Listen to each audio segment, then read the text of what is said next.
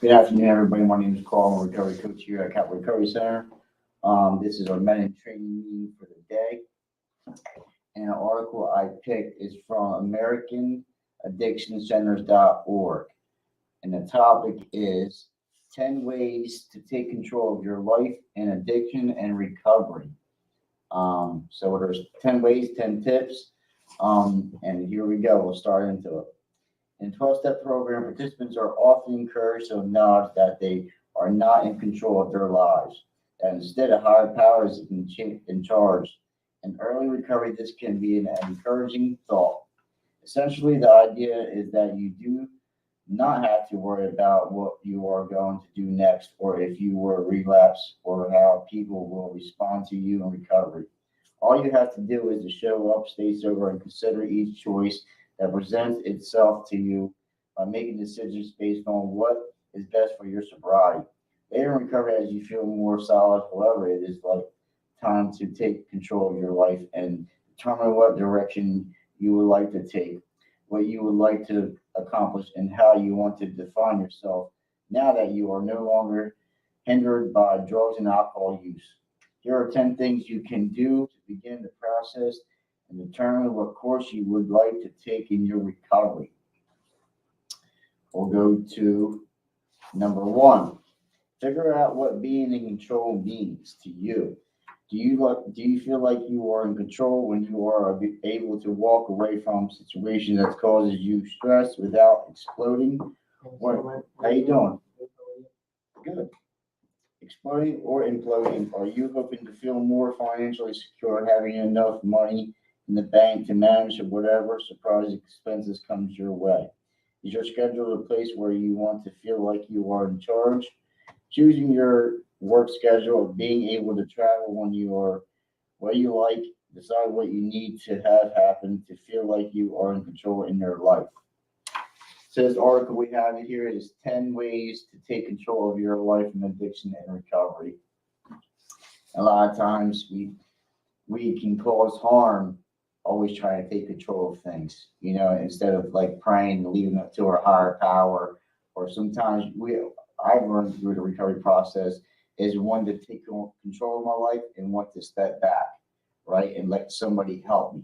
And sometimes we just have to not do anything at all and let things, they're going to unfold how they're going to be, So I have to realize when I'm not in control and when can I, take the lead to be in control.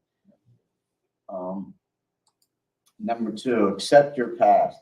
The only way to move forward is to acknowledge where you have been and the role your experiences have played in creating who you are today. No matter what that looks like, the fact is that you would not be who you are now without those experiences. In some cases, they may actually serve to help you identify your purpose going forward. Very, I like that. You know what I mean? Accepting your past. And I think that takes time. You know what I mean? That takes time. That takes work. And because now it's talking about like the purpose, right? Because my past is my past. I've done what I've done, right? I might not like some of it, but I have to accept it. But now I can use my experience to help somebody else out. Like, whatever the case may be, I did this, I did that, seen this, been through that, and somebody coming into recovery has been through the same thing, but they're having a hard time to like acknowledging and accepting and understanding why they've done it or what they're going through. And then that person shares with that person. It's just like a chain reaction. Our experiences are a gift now. That's our purpose is to give back and share with others that with the things that we've done and been through, so they can share with somebody else. We'll go to number three. Accept your current situation. You're aware you are blame, guilt, regret, and anger. None of these serve to change your position. Getting focused, however, and taking control of your life can help you alter anything that is not to your liking in your current situation. Not to our liking, huh? um, Accepting your current situation. That goes to like staying in the moment. You know, we not like where we're at, or we're not where we want to be, but we're supposed to be. Not living in the past, not focused on the future, but living in the here and now can help you a lot more. Staying in the moment, staying in today. Not projecting, or like living in regret. It's not good for the spirit. You know what I mean? Our attitudes can change because of it. Um, so accepting your current situation. So I like these 10 tips. Like if you can um, focus on some of these tips that can help you better your life in the current moment. You know what I mean? So it's like, man, I'm having a hard time, going through a tough situation. I can look at some of these tips and go through them and try to check some of these off to like better your spirit. We'll go to number 4. Know what your values are. What do you prioritize in your life? What means the most to you? Choosing direction that allows you to live out a value that is close to your heart can serve to keep you motivated, inspired, and sober and clean. I like that. Know your values. When I was in addiction, I didn't have morals. I didn't have values. I didn't have self-respect. I didn't have boundaries. Everything was about chaos and all kinds of malarkey, right?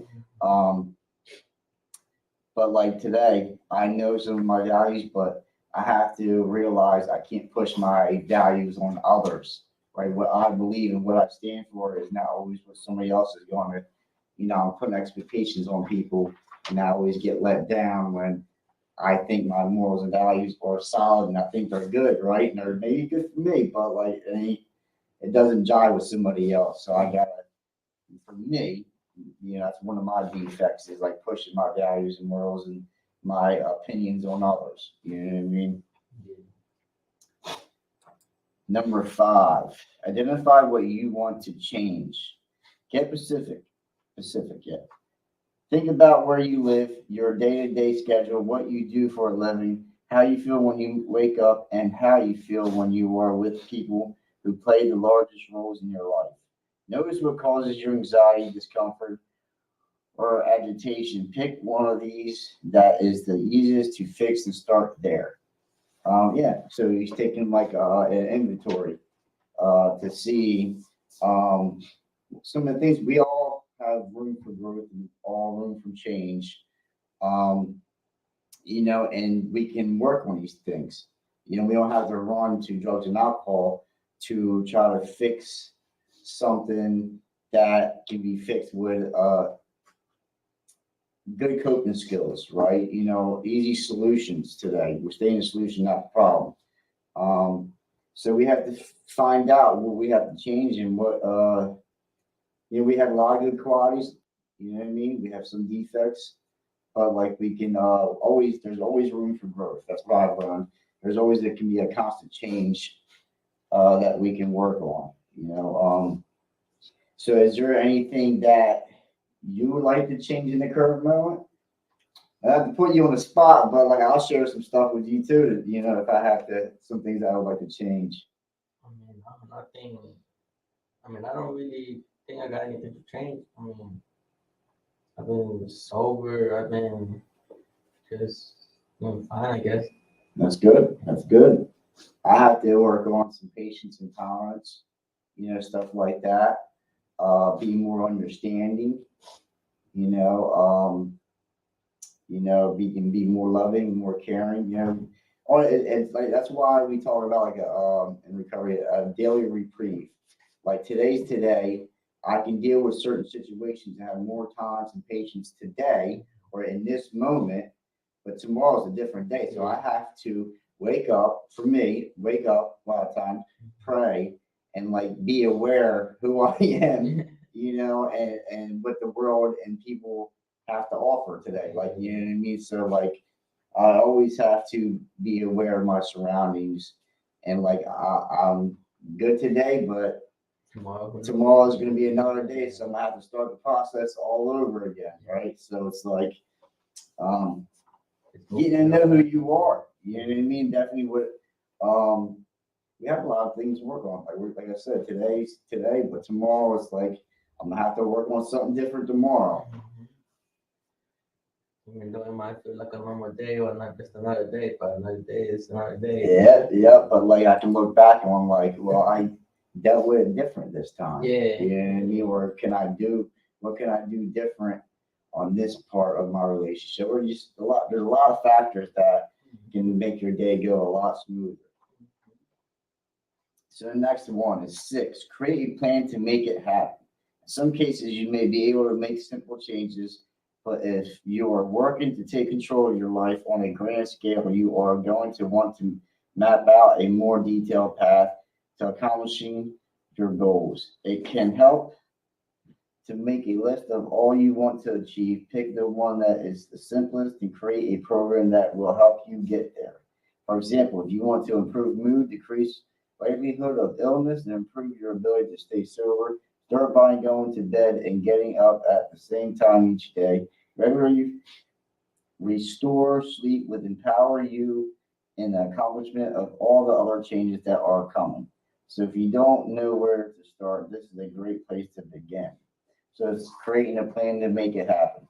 So I guess I get out of that is like you can wake up and map out your day. You know what I mean? Usually it's like a routine.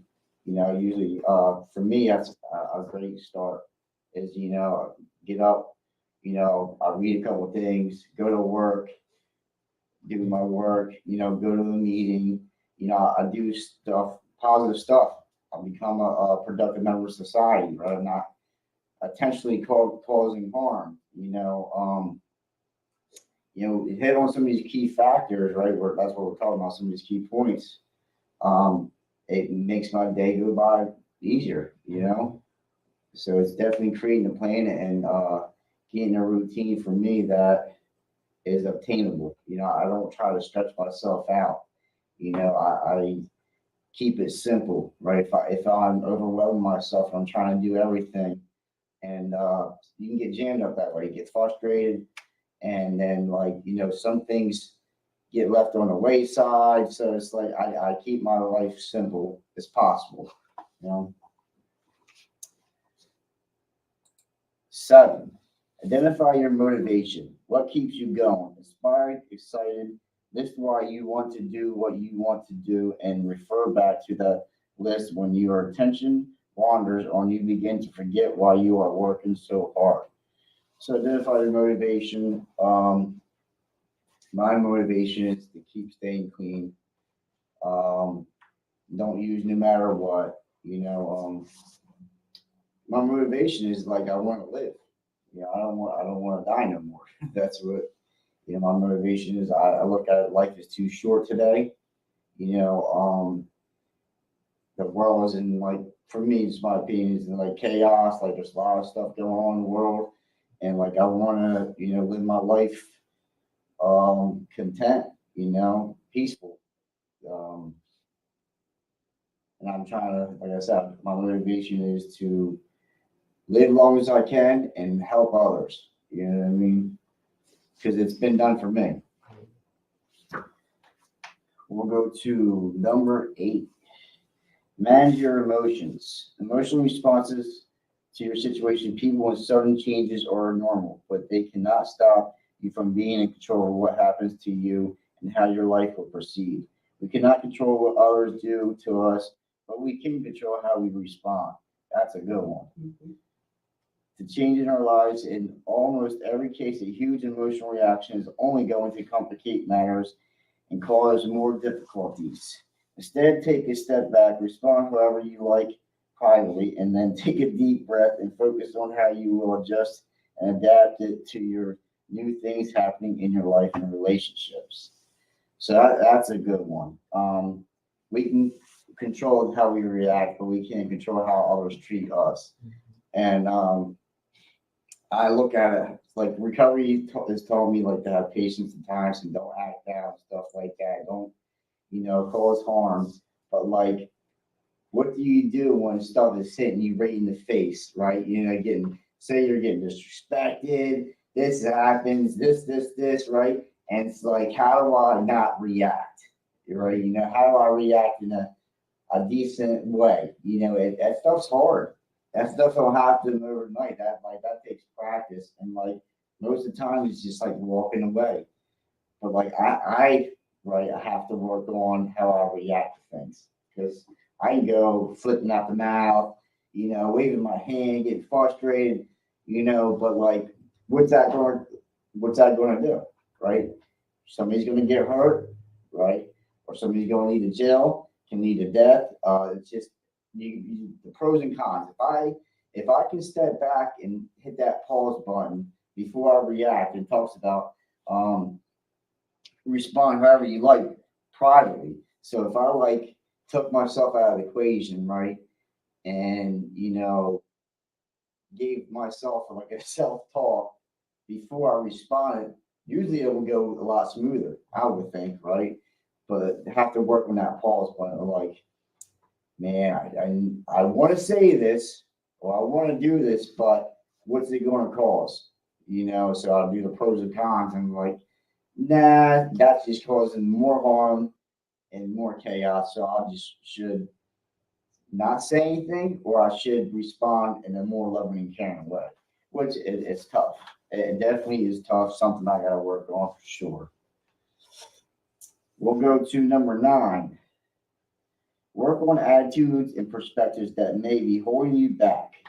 If you feel like you're often out of control, the victim of others, or otherwise being inhibited by outside sources from getting what you want, it may be time to address some of the assumptions you may not even realize you hold. In many cases, you will find that these are actually stopping you from gaining the control you want in life, and that shifting these will help you live life on your terms. That's good stuff. Working on your attitudes and perspectives. I think we all need to work on our attitudes and our perspectives. We always need a attitude adjustment. I sure do sometimes, right?